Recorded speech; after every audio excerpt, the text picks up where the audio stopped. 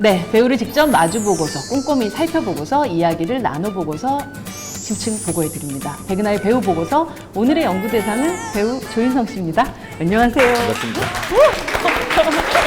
네, 오랜만에 인사드립니다. 올레TV 시청자 여러분, 네, 영화 안시성으로 돌아온 조인성입니다.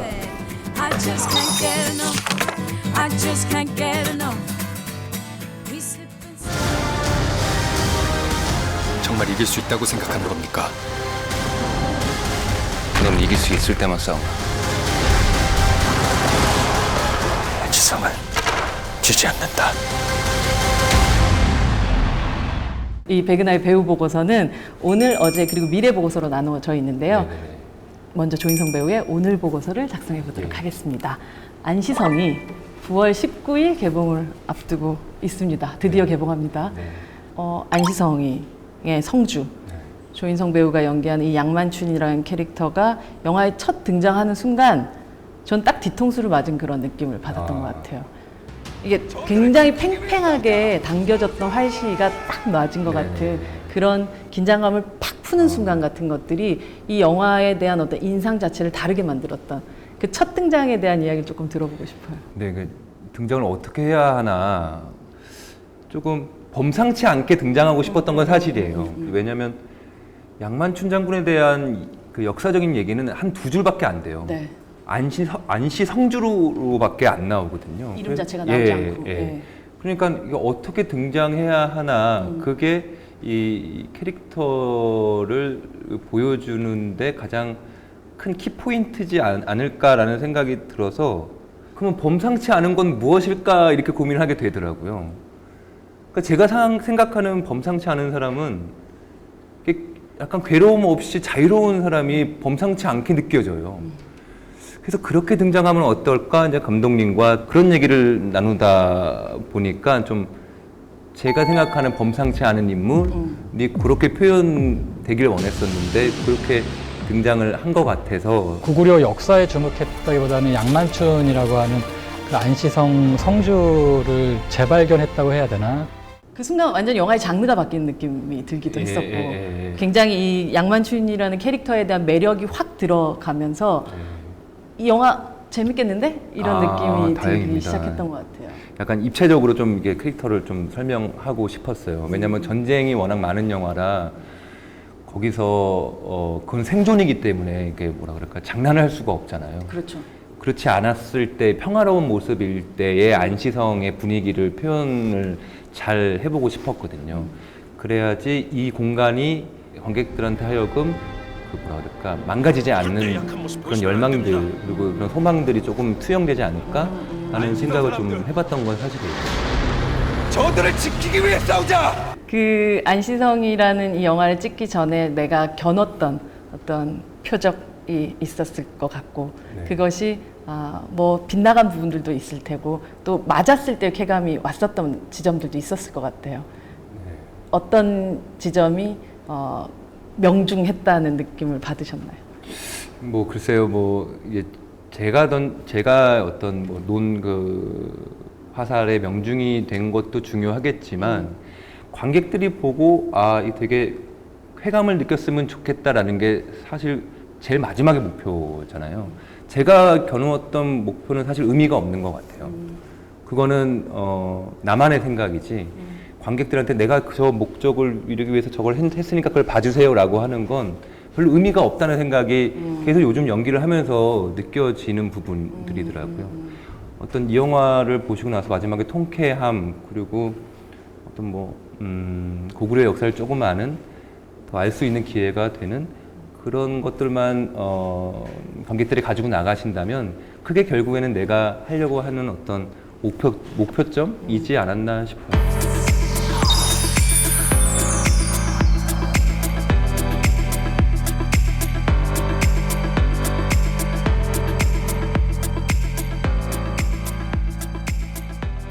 그렇다면 이제 조인성 배우의 어제 보고서를 작성해 보도록 하겠습니다. 데뷔 때부터 이렇게 고집이 있는 호락호락하지 않은 그런가요? 이런 신인이었다는 얘기를 좀 들었었고 근데 모두들 뭔가 자질게 있는 친구다라는 얘기를 했었다고 들었어요. 예. 네. 그때 데뷔 시절을 생각을 해보면 어떤 조인성이었었나요? 참 몰랐던 것 같아요. 참 그래서 그 모습이 좀 짠해요. 스스로. 예, 짠하고 그 모습과 저도 화해를 많이 하려고 노력을 했어요. 그러니까 어렸을 때 데뷔를 했기 때문에 이렇게 좀 다정하게 세상은 이런 거다. 이럴 때는 이렇게 해야 한다라고 말해주는 사람이 많지 않았어요. 그래서 몰라서 조금 당황도 많이 하고 무섭기도 하고 뭐 그러다가 차태현 선배가 여러 가지로 많이 설명을 해주고 많이 이렇게 위로도 해주고 이렇게 이겨낼 수 있는 방법에 대해서 많이 얘기를 해줬고 그러면서 저도 이렇게 하나하나씩 배워간 것 같아요. 그런 선배님들 만나가면서 태현이 형한테 정말 고마운 것들이 많죠. 차태현이랑 귀인을 만나셨나요? 네, 만났죠. 어떻게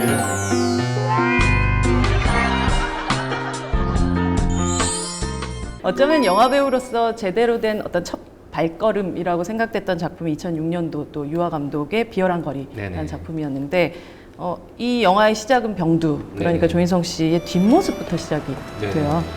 어깨를 움직이는 이렇게 각도부터가 굉장히 다른 느낌이었어요.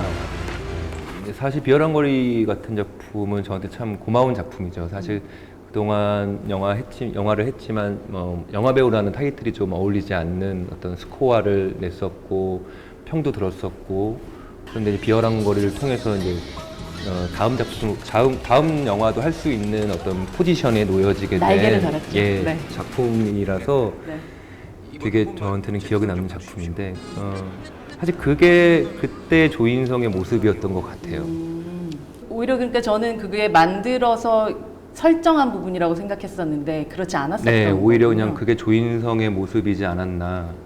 저는 그렇게 그러니까 저는 그렇게 느껴지더라고요. 지금 보니까.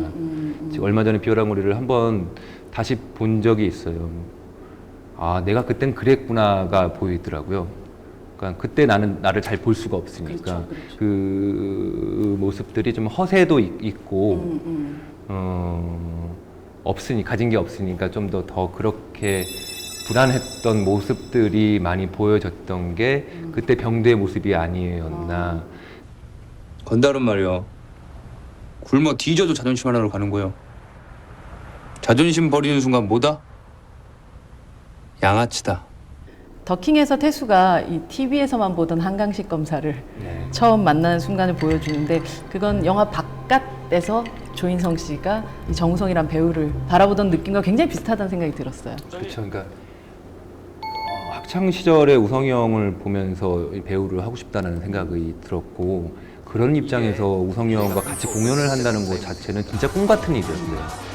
사적으로 만나는 것도 꿈 같은 일이었는데 공연을 같이 한다. 와, 이거는 그러고 이제 우성이 형이 좀 뭐랄까 많이 받쳐주는 역할로 들어오셔서 너무나 그 마음도 너무 고맙고 그래서 저한테는 참 색다른 기분이었었어요. 그 많이 배웠고요.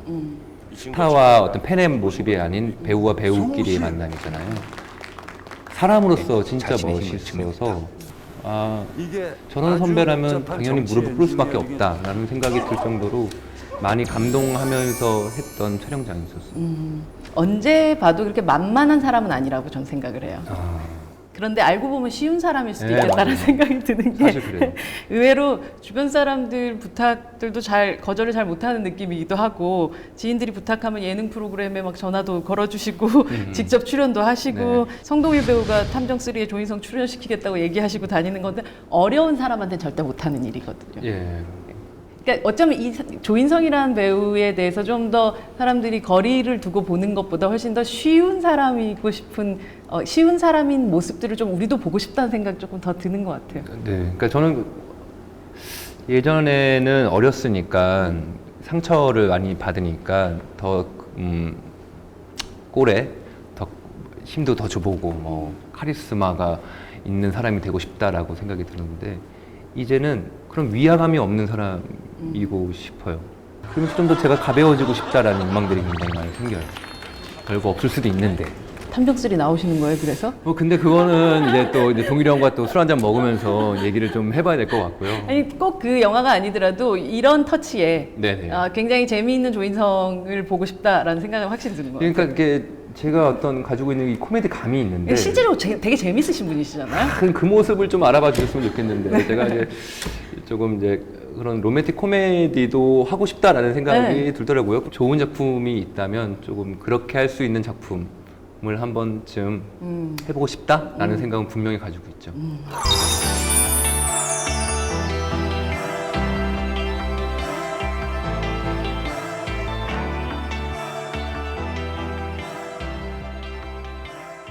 그렇다면 이제 미래 보고서를 작성할 차례인데요. 조인성 배우가 앞으로 10년 동안 꼭 이루고 싶은 게 있다면 무엇인가요? 참 어려운 질문인 것 같다는 생각이 좀 들어요. 10년? 근데 내가 10년 목표로 살아왔나? 라는 생각이 들 때가 있어요. 10년 목표를 잡고 살아오지 않았는데 10년 후의 내 모습? 그게 뭐게 중요한가? 라는 생각도 들 때도 있어요. 그냥 저는 하루하루 잘 살고 싶고 지금 놓여져 있는 거 하다 보면 10년이 되더라고요. 그때 내 모습이 내 모습이더라고요. 그렇게 나를 잘 매니저먼트 한다는 건 사실 잊을 수 없고 내가 원하는 대로 되지 않는 것도 내 인생이고 삶인 것 같은데 어제와 같은 오늘 그리고 오늘이 좀 마음에 안 들었으면 오늘보다 좀 나은 내일 그렇게 살다 보니까 10년이 된 것 같거든요. 이렇게 오래 배우 생활을 할 수 있을지도 몰랐었어요, 초반에는. 정말요? 네, 근데 어쨌든 잘 견뎌왔던 것 같고 잘 다음 작품을 또 할 수 있는 컨디션이 되는 것 같기도 해서 참 다행이기도 하고 그렇게 한 작품 한 해 그렇게 쌓인 10년이 내가 원했든 원치 않았든 나의 모습이겠구나라는 그런 생각을 좀 해보게 됐어요. 그 순간들을 저희가 계속 지켜볼게요. 예, 지켜봐 주세요. 이제 뭐 할 수 있는 데까지 열심히 한번 해보겠습니다. 그렇다면 제가 미래 조인성 배우에 대한 보고서의 문장을 미리 작성해 보았습니다. 네.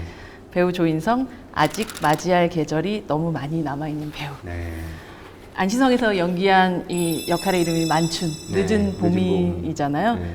봄날을 맞이하기도 했었고 네. 그 겨울 바람이 불기도 했었고 네. 이제 늦은 봄을 네. 연기했어요. 아마도 곧 뜨거운 여름 네. 그리고 멋지게 익어가는 가을이 올 수도 있고 또 굉장히 단단하고 날카로운 겨울이 올 것 같다는 생각도 들고요. 그러고 또 다시 봄이 오겠죠. 맞아요. 아무리 네. 추워도 봄은 와요. 그게 사실 아주 다양한 계절과 다양한 절기들을 만날 기회 그리고 사실 배우로서의 생명력이 굉장히 아직 많이 남아있는 배우라는 생각을 하거든요. 고맙습니다. 어쩌면 관객들이 접하게 되는 조인성 배우의 온도는 그때그때마다 굉장히 달라질 거라는 생각을 하는데 어떤 계절이 온다 해도 물러서는 법을 배우지 못한 양만추처럼 물러섬 없이 맞이하고 또 견뎌내고 또 그리고 다음 계절을 향해서 또 걸어가는 네. 그런 배우가 될 거라는 바람과 믿음을 담아서 작성해봤습니다. 고맙습니다. 아유, 대단한데요. 아유. 끝으로 조인성 배우가 올레TV 가족분들과 함께 보고서 이야기를 나눴으면 좋겠다라고 생각되는 작품이 한 편 있다면 추천해 주세요. 그 영화예요. 제가 마지막 선물을 좀 이거 중요하죠. 올레TV TV 쿠폰입니다. 네. 이거 뭐 작년 한 해도 이걸로 잘 버텼어요, 제가. 네. 네. 앞으로도 또 영화를 자주 찍으신다면 네. 저희와 함께 만나셔서 항상 저희가 이렇게 충전해드리는 마음으로 열심히 찍겠습니다. 고맙습니다. 오늘 자리해 주셔서 너무 감사드리고 너무 감사합니다. 너무 즐거운 이야기 그리고 또 어떻게 이 조인성이라는 배우가 단단하게 또 살아가고 있는가를 느끼게 됐던 인터뷰였던 것 같아요. 네. 또 자주자주 뵙도록 하겠습니다. 네, 자주 불러주십시오. 네, 감사합니다. 고맙습니다. I have a sexy stomach to run my fingers along, and he'll take off his shirt. 올레 TV